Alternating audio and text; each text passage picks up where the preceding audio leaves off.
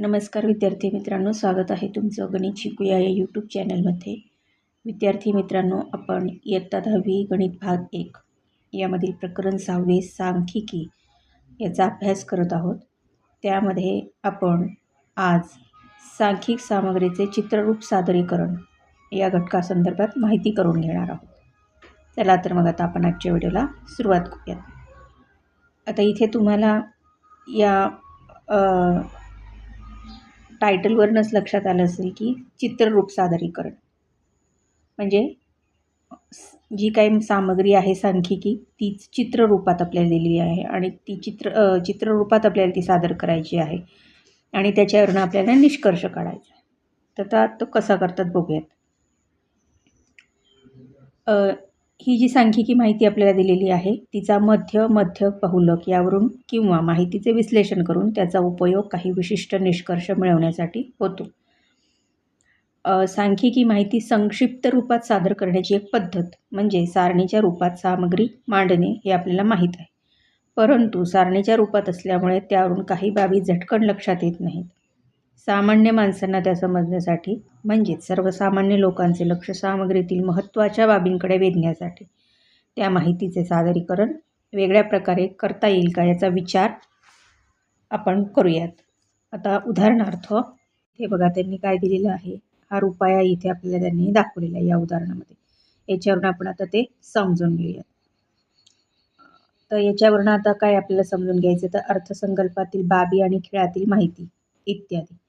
मग आता हा जो रुपया दाखवला तर त्याच्यामध्ये तो येतो कसा, उधारी आणि इतर दायित्व त्याच्यामध्ये काय असतं, तर कॉर्पोरेशनचा कर म्हणून किती जातो, आयत, हे सगळे याच्यात जी त्यांनी इथे निर्देशन दिलेले आहेत त्यानुसार त्याचा आपल्याला या माहितीचा उपयोग करून त्याची सादरीकरण करायचं. आणि इथे खेळाडू आणि धावा म्हणजे खेळाडूंची नावं इथे खाली येणार या प्रत्येक रंगाप्रमाणे आणि ह्या धावा त्यांनी किती केलेल्या आहेत. मग इथे पण त्याचं काय असणार आहे, आकडे असणार आहे की किती धावा केल्या आहेत, ते याप्रमाणे पण त्याचं चित्ररूप प्रदर्शन सादरीकरण करतात. इथे सामग्रीचे सादरीकरण बघा, चित्ररूप आणि आलेख सादरीकरण हे सामग्रीचे अर्थबोध होण्यासाठी वापरले जाणारे लक्षवेधी प्रकार आहेत.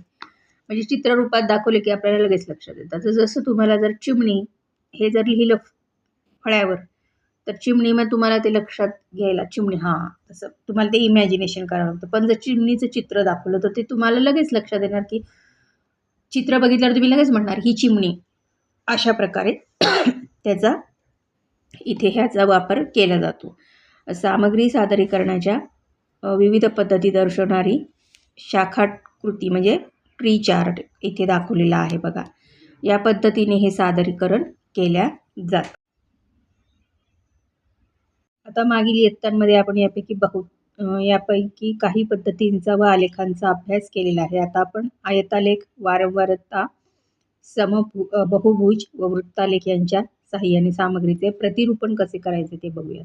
आता इथे हे बघा, हे फ्लॉरेन्स नायटिंगेल या ज्या परिचारिका होत्या म्हणजे नर्स होत्या, तर त्यांची ही सगळी माहिती इथे आपल्याला त्यांनी दिलेली आहे. त्यांनी क्रिमियन युद्धातील जखमी सैनिकांची शुश्रूषा करून म्हणजे सेवा करून अनेकांचे प्राण वाचवलेले आहेत. तर इथे त्यांच्याबद्दल माहिती आपल्याला दिलेली आहे. आता इथे आयतालेख तो कसा काढायचा त्याची माहिती इथे आता आपण एका उदाहरणाने समजून घेऊयात. आता इथे उदाहरणामध्ये बघा काय दिलेली, इथे ही जी सारणी दिलेली आहे त्याच्यामध्ये विविध कंपन्यांच्या म्युच्युअल फंडाचे एक युनिटचे नक्त मालमत्ता मूल्य दिलेले आहे.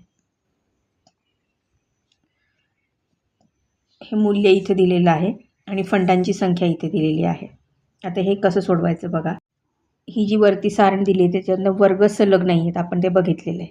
तर ते प्रथम काय करायचं, वर्ग सलग करून घ्यायचे आणि म्हणून हा दुसरा तक्ता आपण करून घेतला. आता याच्यावरून आपण ह्या आलेख काढलेला आहे. आता आलेख कसा काढतात हे तुम्हाला सगळ्यांना माहीत आहे. त्याप्रमाणे आपण काय केले, इथे सलग वर्ग एक्स अक्षावरती लिहिले, वाय अक्षावरती वारंवारता लिहिली आणि त्याचं प्रमाण लिहिलं की एक्स अक्षावरती 1 सेंटीमीटर बरोबर 2 रुपये आणि वाय अक्षावरती 1 सेंटीमीटर बरोबर 5 फंड. अशा प्रकारे हा आयत आपण काढला. आता वर्ग आयतालेख काढण्याची कृती बघा कशी, तर वर्ग सलग नसल्यास ते सलग करून घ्यावेत. अशा वर्गांना वर्धित वर्ग म्हणतात. हे वर्धित वर्ग एक्स अक्षरावर योग्य प्रमाणात दर दाखवायचे, वाय अक्षरावर वारंवारता योग्य प्रमाणात दाखवायची. एक्स अक्षरावर प्रत्येक वर्धित वर्ग हा पाया घेऊन त्यावर आयत काढायचा आणि आयताची उंची संगत वारंवारता एवढी घ्यायची. आता इथे लक्षात घ्या की एक्स अक्षावरती आरंभबिंदू आणि पहिला वर्ग यांच्यामध्ये ही अशी खूण करतात. तर ह्या खुणेला काय म्हणतात? अक्ष संकोच किंवा क्रिंक मार्क असे म्हणतात. याचा अर्थ आरंभबिंदूपासून पहिल्या वर्गापर्यंत कोणतीही निरीक्षणे नाहीत. त्यामुळे एक्स अक्षाची घडी घातल्यासारखी ही खूण आहे. आवश्यकतेनुसार वाय अक्षर पण ही खूण वापरतात, त्यामुळे योग्य आकाराचा आलेख काढता येतो. आता ही आपण आयतालेखासंदर्भात माहिती घेतली, उदाहरण पण सोडवून बघितलेलं आहे. त्यावर आधारित आता हा सराव संच 6.4 आपण अभ्यासू. पहिलं उदाहरण आहे, हे दुसरं उदाहरण.